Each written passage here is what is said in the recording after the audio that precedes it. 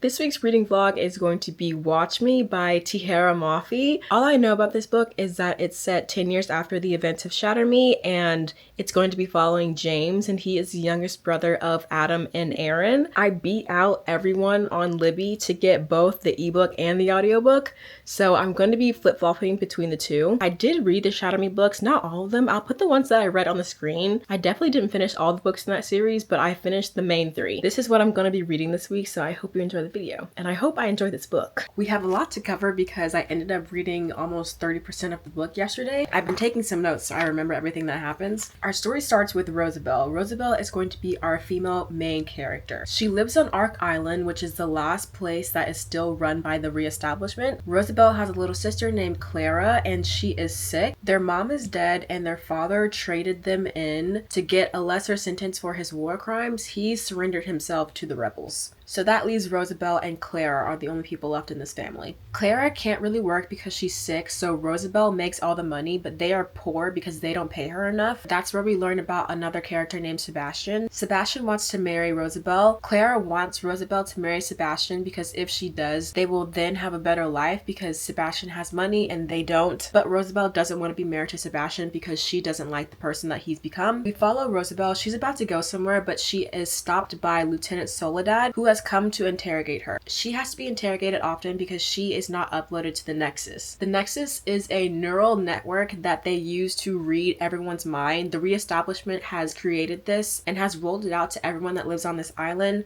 so they can monitor everyone's thoughts to make sure no one on this island decides to rebel against the establishment. But they couldn't upload her mind, so Soledad has to interrogate her often to make sure she doesn't rebel. Then we meet James. He works as a spy and he has been captured on this island and taken to prison. So he's currently in his cell and Roosevelt has been sent in to execute him. It's the first time they've met each other and we get a couple of cute quotes of their first interactions, but then she slits his throat. But James doesn't die from this. He has self-healing powers. So they think he's dead, but he's just pretending to be. They will him back to the lab because they're going to harvest his organs. He's regaining consciousness while he gets rolled back. He pops up and starts attacking both Roosevelt and the person that was wheeling him back to the lab. While he's fighting Roosevelt, more soldiers from the reestablishment show up, including Soledad, but he manages to fight everyone off and he ends up killing Soledad. He turns to Roosevelt and he's about to shoot her, but she ends up begging for her sister's life to be spared. James hears that and decides to not kill her, so he spares her life, and now he's on the run, but he's still on the island. Roosevelt has been taken back to the lab, and this is where we learn about the character Klaus. Klaus is, I forget his title, but he is working on this experiment where he can predict what actions people are going to take. They have been testing this on James, so up until this point, they have been able to predict what steps James is going to take next. But the thing about this study is it's not 100% accurate, and it doesn't last forever. That is how far I've gotten. I'm currently on chapter 11. I'm gonna keep reading this for the rest of the day and I'll update soon.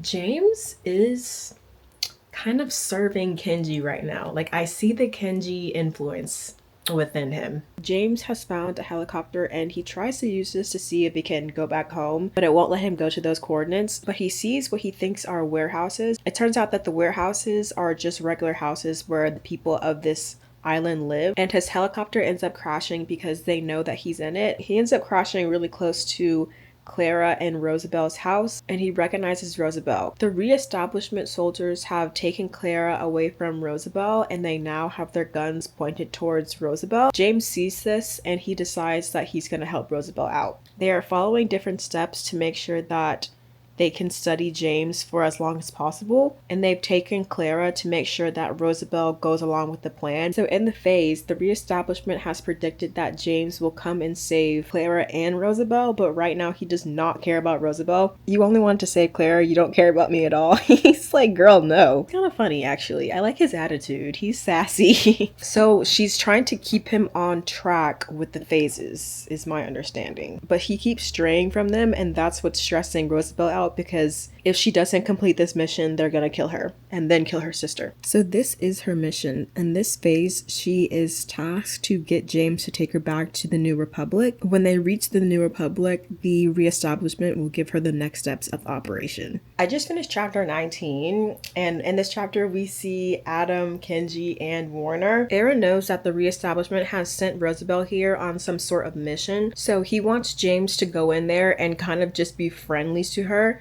so they can get as much information out of her. The agent that Roosevelt was supposed to meet up with has found her. She was disguised as one of her nurses, and she has given her the hollow coin. So it says, phase 1 was escaping the island with James. Phase 2 involved receiving the hollow coin. Now she's on to phase 3, which is acquiring the vial. I'm 63% done with the book. We have gotten a scene with Juliet, and we now know that she's been having a lot of complications with her pregnancy. Anyway, Warner has tasked James to follow Roosevelt to the rehabilitation center. She literally made this man a gym bro. He's like he's talked about protein multiple times. He's talked about his gains, and now he's in the gym. Why did you do that? I'm on chapter 33, which is 81% done. I'm gonna try and finish this book this evening. A lot has just happened in chapter 35. Roosevelt was in her room and Leon came to visit her. Leon is another person that's in this rehabilitation program with her, and he's been acting strange this whole time. So he comes to her room, she opens it, and he just starts ranting about something, and she doesn't really understand what he's going on about. Then he reveals that he has the vial that she's supposed to get. So he is the person that she is meant to make contact with. She gets the vial from him, and then his eyes kind of gloss over and turn black, like he's being possessed by something. And then he starts telling Roosevelt what the vial is supposed to do to her. So it says, you will drink the vial and bury yourself alive. Your body will decompose within 24 hours, the results of which will ignite an undetectable explosion that will radiate the land at unprecedented levels, effectively cauterizing all within a 100-mile radius. So the reestablishment is just going to use her as a bomb. At this point, she's like, I thought you said that if I finish this mission, I would be free and so would my sister. But they know she's not really loyal to the reestablishment's cause, so they're willing to sacrifice her. After Leon gives his message, he basically just explodes. The nurses come rushing in because they know that something just went wrong,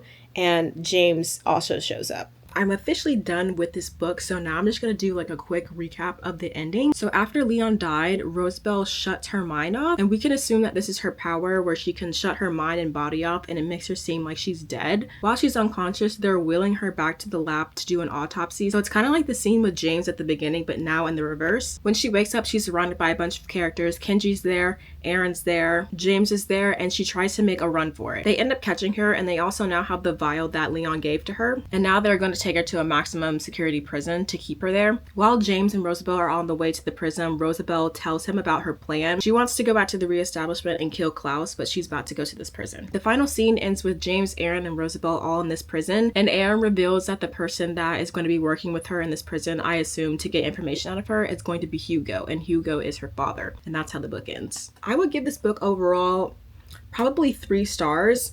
I didn't think it was bad, but this is how I feel about most Tahereh Mafi books. Every series I've read from her, the first book, not a lot happens in them. I feel this way about the first Shatter Me book and the first book in the Woven Kingdom series. When you're reading them, I don't think it's that noticeable. When you finish the book and look back on it, you realize that not a ton of stuff went on. I think it was a good start, but I'm not blown away by it. I think most Shatter Me fans will be satisfied with the start of the series. So that is all for this video. I hope you enjoyed it. If you did, please give it a thumbs up, and I'll see you guys in the next video.